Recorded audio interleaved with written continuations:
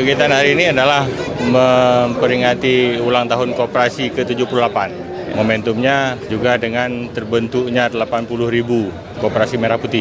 Jadi acara hari ini sungguh sangat penting, ya. Penting karena memang di samping memperingati ulang tahun ke-78 juga kita memastikan seluruh Koperasi Merah Putih di Aceh ini sudah siap untuk di-launching oleh Pak Presiden.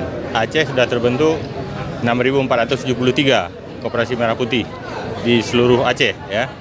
Dan ini sebuah pencapaian yang luar biasa yang hari ini sudah kita lakukan.